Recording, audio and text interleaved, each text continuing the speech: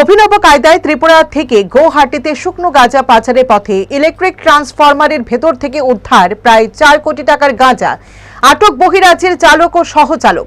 চুরাইবাড়ি থানার ওসি খোকন সাহা জানান, সোমবার সকালে থানার সামনে জাতীয় সড়কের উপর থাকা নাকা পয়েন্টে একটি লরি আসলে কর্তব্যরত পুলিশ লরিটিকে দাঁড় করিয়ে তল্লাশি চালায়। তখন লরিতে থাকা 10টি ইলেকট্রিক ট্রান্সফরমারের ভেতর কয়েকটি ট্রান্সফরমারের নাট বল্টু ঢিলে ঢালা দেখে পুলিশের প্রাথমিক সন্দেহ হয়। পরে ধর্মনগর মহকুমা পুলিশ আধিকারিক B Zarin পুইয়া, DCM genius Debbarma ও পুলিশ সুপার আইপিএস অবিনাশ রায়ের উপস্থিতিতে ট্রান্সফরমার গুলি খুলে 96 প্যাকেটে 960 কেজি শুকনো গাঁজা উদ্ধার করে পুলিশ, যার কালো বাজারে মূল্য আনুমানিক 4 কোটি টাকা।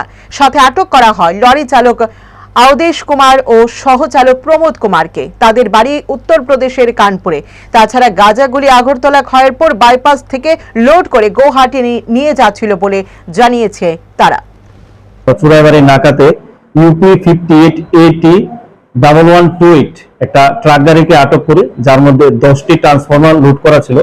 তো ট্রান্সফরমারের নাটগুলি ঢিল ছিল, তো ওটা দেখে আমাদের সন্দেহ হয় এগুলা ঢিল থাকার কথা না। তারপরে আমরা সন্দেহ হয় যে এটার মধ্যে কোনো সাসপেক্টেড আর্টিকেল থাকতে পারে।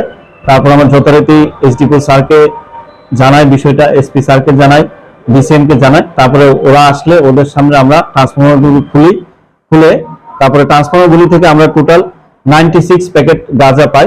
প্রত্যেকটা প্যাকেট 10 কেজি করে, টোটাল 960 কেজি গাঁজা আমরা উদ্ধার করি।